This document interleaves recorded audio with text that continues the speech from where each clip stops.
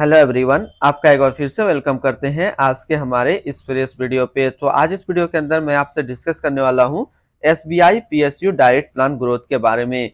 इसमें मैं आपसे डिस्कस करूंगा कि ये जो एसबीआई का पीएसयू डायरेक्ट प्लान ग्रोथ है, इसने पिछले 1 साल, 3 साल, 5 साल या फिर एनुअल रिटर्न क्या दिया है, आज के डेट में इसका एक एनएबी का प्राइस क्या है, ये कितने स्टार रेटिंग म्यूचुअल फंड है, इसमें आप मिनिमम एसआईपी अमाउंट क्या लगा सकते हैं और इसका फंड साइज क्या है। साथ ही साथ मैं आपसे डिस्कस करूंगा इसके अंदर कौन कौन सा स्टॉक लिस्टेड है, और अगर आप इस म्यूचुअल फंड में कुछ पैसा जमा किए होते तो पिछले 1 साल, 3 साल, 5 साल के अंदर आपको क्या रिटर्न देखने को मिलता। और लास्ट में मैं आपसे डिस्कस करूंगा कि क्या हमें SBI PSU direct plan growth के अंदर इन्वेस्टमेंट करना चाहिए या फिर नहीं करना चाहिए। अगर आपने ऑलरेडी इन्वेस्ट किया है तो क्या इसके साथ बने रहेंगे या फिर इसके अंदर हम लोग अपना पैसा निकाल के एग्जिट कर जाएंगे। और लास्ट में मैं आपसे बात करूंगा इसके रिस्क परसेंटेज के ऊपर में। तो सबसे पहले इसकी 1 साल के रिटर्न के ऊपर देखते हैं। तो 1 साल में 98.43% का रिटर्न दिया है। 3 साल के रिटर्न के ऊपर बात करते हैं तो 3 साल में 45.42% का रिटर्न है। 5 साल के रिटर्न के ऊपर बात करते हैं तो 5 साल में 24.34% का रिटर्न है। और अगर एनुअल रिटर्न की बात करते हैं तो एनुअल रिटर्न है 12.70% का। अब हम लोग इसकी एनएबी देखते हैं तो आज के डेट में इसका एक एनएबी का प्राइस है 32 रुपया 54 पैसा। जितने बार मैं एसबीआई या फिर आदित्य बिरला सन लाइफ पीएसयू इक्विटी फंड के बारे में वीडियो बनाता हूं, हर बार उसका एनएबी इंक्रीज ही होते चला जाता है। रेटिंग की बात करते हैं तो इसको अभी किसी प्रकार का रेटिंग नहीं मिला हुआ है। यहाँ हमारे पुराने व्यूअर ने काफी बार कॉमेंट किया कि सर पीएसयू फंड को अभी रेटिंग क्यों नहीं मिला हुआ है। तो बेसिकली पीएसयू फंड जो है अभी मार्केट में न्यू फंड है, इसलिए अभी तक इनको किसी प्रकार का रेटिंग नहीं मिला हुआ है। इसके अंदर मिनिमम एसआईपी अमाउंट 500 रुपया का लगा सकते हैं और इसका जो फंड साइज है वो है 1875 करोड़ का। पिछले बार जो हमने वीडियो बनाया था 1 महीने पहले तो ये 1500 करोड़ का था और अभी 1875 करोड़ का इसका फंड साइज हो चुका है। इसकी मंथली एसआईपी की बात कर लेते हैं। अगर आप इस म्यूचुअल फंड के अंदर 5000 रुपया पर मंथ जमा किए होते हैं तो 1 साल में आपका पैसा जमा होता है 60,000, आपको मिलता 85,626 रुपया।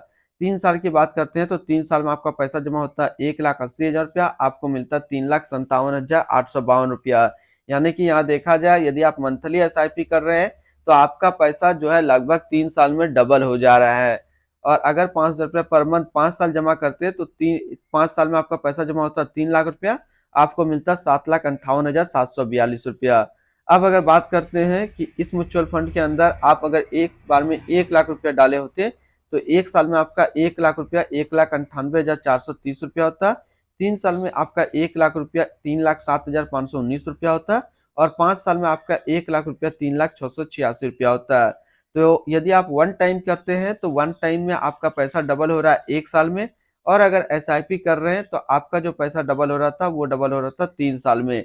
अब यहाँ पे सबसे बड़ा क्वेश्चन इन्वेस्टर का मन में आता है कि सर हम एसआईपी करें या लमसम करें, दोनों में कंफ्यूज हो जाता है। कोई सोचता है कि यदि हम एसआईपी करते हैं तो हमारा पैसा 3 साल में डबल होगा, और बहुत सारे ऐसे सोच रहे हैं जो कि आज मैं पैसा लगाऊंगा अगले साल ये पैसा डबल हो जाएगा। तो डिपेंड करता है कि आपका बजट क्या है। अगर आपके पास ऑलरेडी पैसा पड़े हुए हैं और उसका आप कहीं इन्वेस्ट करने के लिए सोच रहे हैं तो फिर आपके लिए वन टाइम सही है। अगर आपका वन टाइम का बजट नहीं है, आप कहीं जॉब करते हैं, आपको मंथली बेसिस पे सैलरी मिलता है, तो फिर आप यहाँ पे मंथली एसआईपी कर लीजिए। देखिए म्यूचुअल फंड का सबसे बेस्ट जो फंडा रहता है वो हमेशा रहता है कि आप एसआईपी के थ्रू ही इन्वेस्टमेंट कीजिए। एसआईपी के थ्रू आप लॉन्ग टर्म के लिए देखिए ये म्यूचुअल फंड काफी अच्छा रहने वाला है। अब हम लोग बात कर लेते हैं इसके अंदर स्टॉक होल्डिंग का। तो इसके अंदर जो टोटल स्टॉक लिस्टेड है वो टोटल 23 स्टॉक लिस्टेड है। अगर हम इसमें टॉप 10 और उसके सेक्टर वाइज बात करते हैं तो पहला नाम आता है state bank of India financial, power grid corporation of India limited energy, NTPC limited energy, oil and natural gas corporation limited energy, Hindustan copper limited metal and mining, housing and urban development corporation limited financial, Bharat heavy electricals limited capital goods, oil India limited energy, Indian oil corporation limited energy, NHPC limited energy के क्षेत्र में है। अब इसकी holding analysis को अगर हम लोग समझे तो इक्विटी पे है 91% और कैश पे है 8.9%। अब इस इक्विटी को यदि सेक्टर वाइज हम लोग देखते हैं तो एनर्जी पे है 39.1, फाइनेंशियल पे है 30.3, मेटल एंड माइनिंग पे 13.8, कैपिटल गुड्स में 10.8 और अदर्स पे है 6%। इसकी एडवांस रेशियो की बात करते हैं तो इसका प्राइस टू अर्निंग रेशियो 13.10 और इसका पीबी रेशियो 2.08।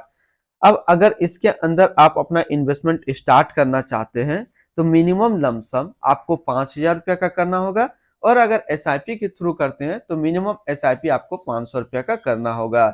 इसकी रिटर्न रैंकिंग के ऊपर बात कर लेते हैं और यहीं पे समझ में आएगा कि क्या हमें इस म्यूचुअल फंड के अंदर इन्वेस्ट करना चाहिए या फिर नहीं करना चाहिए। पिछली बार जब हमने एसबीआई पीएसयू फंड्स के बारे में डिस्कस किया था उस टाइम मार्केट एक महीने के अंदर 10 से 12% गिरा हुआ था, और हमारे वीडियो के नीचे इतने सारे कमेंट आ रहे थे कि सर क्या हुआ, पीएसयू फंड पूरी तरीके से इस महीने में इतना डेली 1% 1.5% डाउन जा रहा है, क्या हमें अपना पैसा निकाल लेना चाहिए या फिर बने रहना चाहिए। तो फिर हमने तुरंत ही एक वीडियो बनाया था, उसमें आपको कहा था कि मार्च भर के लिए आप पीएसयू फंड को भूल जाइए कि आपका फंड रिटर्न क्या दे रहा है, उसके साथ यदि आप बने हैं तो कंटिन्यू बने रहिए। अप्रैल मंथ तक में आपको फिर से पूरा पॉजिटिव पोर्टफोलियो कर देगा, और हो चुका है पॉजिटिव फिर से पोर्टफोलियो यदि आपने पीएसयू फंड के अंदर इन्वेस्ट किया था तो। चाहे बात करते हैं आदित्य बिरला सन लाइफ पीएसयू फंड, चाहे बात करते हैं एसबीआई पीएसयू फंड, दोनों का पोर्टफोलियो मार्च में नेगेटिव, फिर धीरे धीरे अभी तक जो है पॉजिटिव और उससे ज्यादा रिटर्न निकाल करके दे चुका है। अब बात कर लेते हैं कि ये म्यूचुअल फंड का फंड रिटर्न जो है 1 साल में 98.4 है, 3 साल में 45.4 है, 5 साल में 24.6 है और एनुअल 12.7 है। वहीं पे इस कैटेगरी का जो एवरेज रिटर्न रहता है तो 1 साल में 94.4 रहता है, 3 साल में 47.1 रहता है और 5 साल में 25.3 रहता है। तो यहाँ से देखा जाए तो ये म्यूचुअल फंड अपना कैटेगरी एवरेज से भी कम रिटर्न निकाल करके दे रहा है। तो यहाँ पे क्या हमें इस म्यूचुअल फंड से एग्जिट कर जाना चाहिए, सबसे बड़ा क्वेश्चन यहाँ पे बन के आ रहा है। तो मेरा आंसर सिंपल रहेगा, यदि आपने एसबीआई पीएसयू या फिर आदित्य बिरला पीएसयू फंड के अंदर इन्वेस्ट किया है तो अपना इन्वेस्टमेंट को कंटिन्यू रखेंगे, लमसम किया है तो लमसम को रहने देंगे, अगर एसआईपी किए हैं तो अपना एसआईपी को कंटिन्यू रखेंगे, क्योंकि आज के डेट में थीमेटिक म्यूचुअल फंड काफी हाई पोजीशन में जाने वाला है। एक तो थीमेटिक कैटेगरी, दूसरा है इंफ्रास्ट्रक्चर, जितने सारे म्यूचुअल फंड्स है वो भी आगे के टाइम, आज से आपको मैं टाइम बताता हूं, अप्रैल जुलाई अगस्त के बाद इंफ्रास्ट्रक्चर फंड और पीएसयू फंड फिर से रॉकेट बनने की तैयारी पे है। तो इसलिए अपना इन्वेस्टमेंट इससे एग्जिट करने की गलती ना करें आप लोग। अब हम लोग बात कर लेते हैं इसके आसपास, अगर हम लोग सिमिलर फंड्स देखें तो देखिए हमने अभी तुरंत इंफ्रास्ट्रक्चर के बारे में बोला था, तो पीएसयू और इंफ्रास्ट्रक्चर कितने आसपास हैं, आ गए इसके आसपास सिमिलर फंड्स जैसे क्वांट इंफ्रास्ट्रक्चर फंड, इसके अंदर भी आप इन्वेस्टमेंट कर सकते हैं, काफी अच्छा फंड रिटर्न दिया है, 1 साल में 82.6 का है जो कि देख सकते हैं, और इसका फंड साइज भी काफी बड़ा है, 2498 करोड़ का है।